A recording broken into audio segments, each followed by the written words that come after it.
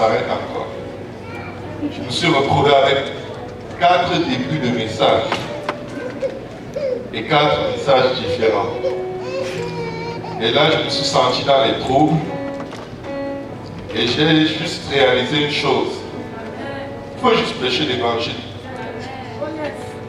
Amen. L'évangile ne demande plus qu'à être prêché tel que c'est écrit. Amen. Et au milieu de l'évangile, Dieu va vous parler. Il va vous parler très très profondément. Que quelqu'un dise comme d'habitude. Amen. Alléluia. Je désire aider quelqu'un aujourd'hui. Amen. Je désire que Dieu utilise le serviteur inutile que je suis pour bénir quelqu'un. Amen. Je ne prêche pas sur la base des détails de la vie de quelqu'un, mais quand je prêche, j'apprends toujours après que le Seigneur a parlé dans la vie des gens. Amen. Donc, pour toute ressemblance avec votre vie privée, ce ne sera pas un hasard. Vous êtes ciblé. Il y a ton voisin, tu es ciblé. Dieu t'a ciblé. Amen. Tu ne peux pas te cacher. Amen. J'aime ça quand Dieu me cible. Ça veut dire qu'il ne m'a pas oublié. Amen. Il y a une adoration ivoirienne qui dit: il ne t'a pas oublié, il t'aime encore. Il va t'aimer encore aujourd'hui. Amen. Amen. Il va nous aimer encore. Amen. Gloire au nom de Jésus. Merci Seigneur. Je bénis le Seigneur pour mon pasteur Kaosi, pour sa précieuse épouse, la sœur Jolie, qui est c'est une famille dans le leadership, une famille d'exception. Nous les aimons, nous les apprécions beaucoup. Et ils jouent un rôle très très important dans chacune de nos vies. Amen. Quand il n'est pas là, très souvent, il va me demander d'apporter la parole dans le service de 13 heures. Et croyez-moi, c'est avec beaucoup de réserve et beaucoup d'humilité. Je ne prends pas pour acquis de voir me tenir devant le peuple de Dieu.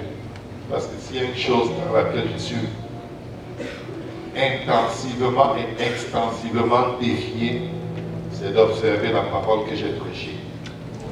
Parce que à peine je finis de prêcher, parfois pour que je ne sois sorti du sanctuaire, j'ai 2 ou 3 tests pour savoir si je vais observer ce qui est sorti de ma bouche. Et je trouve ça vraiment fantastique. Parce que Dieu m'aide toujours. Amen.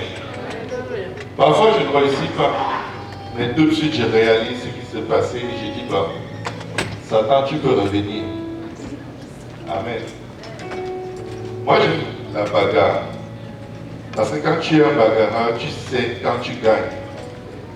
Quand tu fuis la bagarre, tu ne sais pas si tu peux gagner ou si tu peux perdre. Amen. Quand je parle de la bagarre, ce n'est pas les coups de poing. Amen. Parce que les armes avec lesquelles nous combattons ne sont pas charnelles, mais elles sont puissantes par les vertus de Dieu. Amen.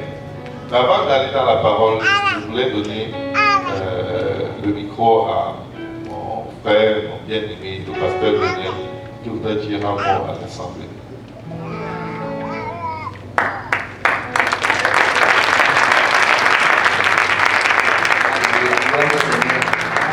En fait, c'était juste un petit mot. Je m'attendais parce qu'on voulait dans la parole. Mais c'était juste pour remercier l'Assemblée d'avoir prié pour ma fille. Bon, certains peut-être le savent. Ma fille, il y a de cela, dimanche dernier, on était pour servir. Et je crois que le pasteur a fait l'annonce.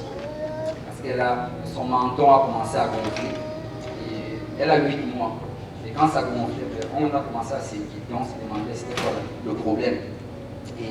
Et on a invoqué le nom du Seigneur Jésus sur cela. On a prié et on a envoyé des messages pour que l'Assemblée également prie pour cela. Et je rends grâce au Seigneur parce que le Seigneur a agi à travers cela. Et moi, ma prière était que son menton diminue instantanément et que tout soit fini. Mais le Seigneur a voulu à ce qu'on ait à l'hôpital. Et je ne comprenais pas exactement pourquoi, mais par la suite, on a réalisé que quand on arrive à l'hôpital, le Seigneur avait mis quelqu'un là-bas qu'on doit rencontrer. Et je crois que le pasteur a donné l'annonce également de cela la dernière fois. Il y a une dame, en fait, le témoignage, ça va être très rapide, 2 minutes. En sortant de l'hôpital, j'ai rencontré un monsieur, il était en train de pleurer alors qu'il allait dans sa voiture. Et quand je suis arrivé à son niveau, je lui ai demandé c'était quoi le problème. Il m'a expliqué qu'il a mené son épouse la veille à l'hôpital et que son épouse a le cancer. Et on l'a oublié dans les corridors, ça arrive souvent dans les corridors. Et à cause de cela, le lendemain, on lui a dit que sa femme n'allait pas passer la journée, qu'elle allait mourir ce jour-même. J'ai dit au monsieur, écoute, je crois en Dieu, nous avons un Dieu qui fait des miracles. Amen. Il a dit, nous allons prier pour elle et elle va vivre. Et ensuite, j'ai envoyé le message au pasteur et je suis sûr que vous avez prié pour elle parce que le lendemain, elle a vécu. Elle était encore vivante.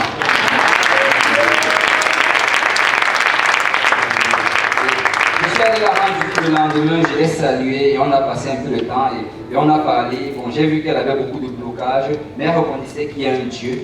Et elle reconnaissait que Dieu a déjà agi plusieurs fois dans sa vie, même s'il ne lui a pas accordé beaucoup de temps. Et j'ai prévu par la suite de revenir la voir. Et là, je suis encore allé la voir un autre jour. Et je rends grâce à Dieu parce que je sais que les gens continuent à prier pour elle parce que jusqu'à aujourd'hui, elle est vivante.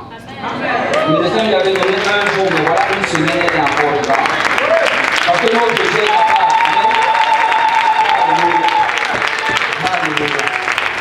Alléluia. Ce matin, j'avais prévu aller la voir pour lui apporter l'évangile. Parce que ma prière, c'est Seigneur, ne la laisse pas mourir tant qu'elle n'a pas écouté l'évangile. J'ai toujours été avec elle jusqu'aujourd'hui. Elle n'a peut-être pas eu l'opportunité, mais Seigneur, qu'elle entende cela, qu'elle obéisse avant de mourir. Mais je suis allé aujourd'hui et elle dormait. Et elle était très fatiguée, donc je n'ai pas eu l'opportunité de lui parler. Donc si vous pouvez encore la garder en prière, son nom c'est Liette. Et elle a le cancer dans les poumons, et elle a le cancer dans la tête. Et les médecins disent qu'elle peut partir à n'importe quel moment. Mais si vous pouvez juste la garder encore à prière pour qu'elle puisse vivre et qu'elle écoute l'évangile. Amen. Et en ce qui concerne ma fille, elle va très bien, l'opération s'est bien passée. Et normalement, elle va sortir de l'hôpital demain. Et je rends grâce à Dieu pour cela. Merci beaucoup pour vos prières et que le Seigneur vous bénisse.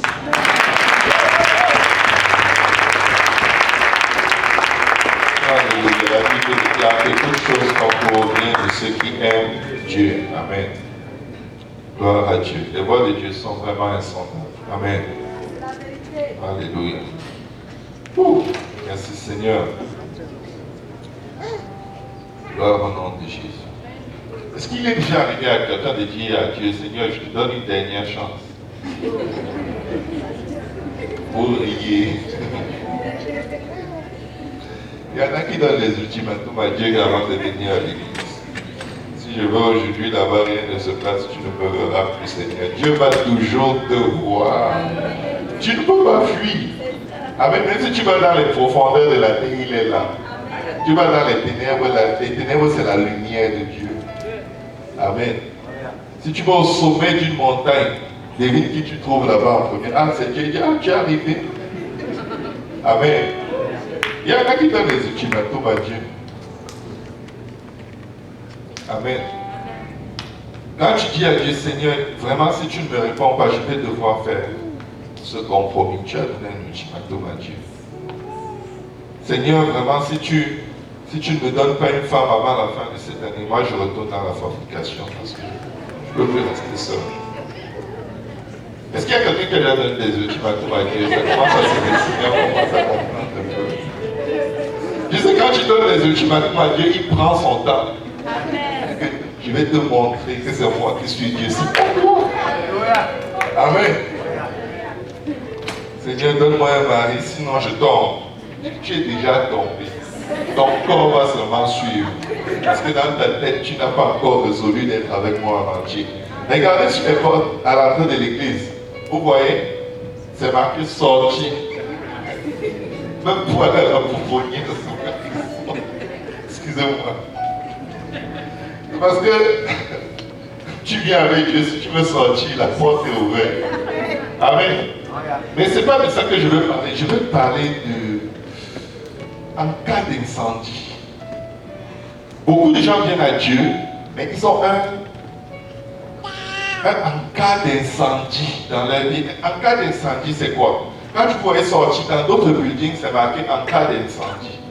On te montre comment, ou t'échapper ici, ça se passe vraiment pas comme tu t'attendais à ce que ça se passe dans le bâtiment. Amen. Mais dans la vie de beaucoup de gens, ils sont venus avec dit, oh non, maintenant je veux vivre pour Dieu. Je veux vraiment seulement servir Dieu. Mais en cas d'incendie, au cas où ça devient trop chaud avec Dieu et que j'étouffe, il faut que je garde quand même les numéros de téléphone de mes anciennes copines.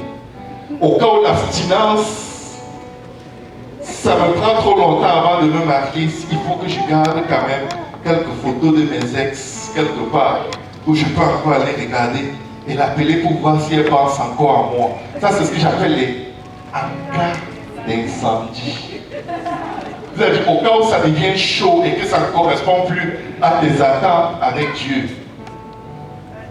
il y a toujours comme un endroit où tu sais que tu peux aller encore un peu regarder ce qu'il y a de l'autre côté parce que tu peux aller comme te satisfaire là-bas.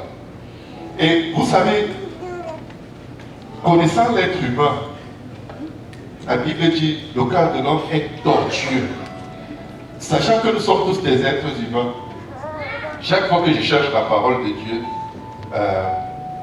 je cherche la face de Dieu pour savoir quoi prêcher, il va toujours me m'inspirer par rapport à des sujets aussi très internes à l'être humain. Pourquoi il le fait, je ne sais pas. Certainement, il y a au moins une personne qui a besoin d'entendre ça. Et c'est pourquoi il le fait. Amen. Donc, si tu es le seul ici que ce message concerne, sache que ce service est juste pour toi. Amen. Dieu a organisé tout un service avec plus de 600 personnes juste pour toi. Amen. Tu es un très aimé de Dieu. Amen. En cas d'incendie. Amen. Au cas où Dieu ne me donne pas le travail, vous savez, c'était quand le Parti québécois a pris le pouvoir, je ne sais pas en quelle année, on a exigé que le français soit parlé dans toutes les compagnies ici au Québec. Et il y avait dans cette assemblée des centaines d'anglophones qui ne parlaient pas du tout français. Leurs compagnons déménagés ont quitté le Québec. Et ils se sont retrouvés sans emploi. Et devinez quoi, ils ont dit, ben, si jamais il n'y a plus de travail ici, qu'est-ce que je fais ici? Je m'en vais. Je vais à Alberta, je vais à Calgary, je vais... quels sont les coins où il y a le pétrole? Où? Alberta, oui. Bref, beaucoup sont partis.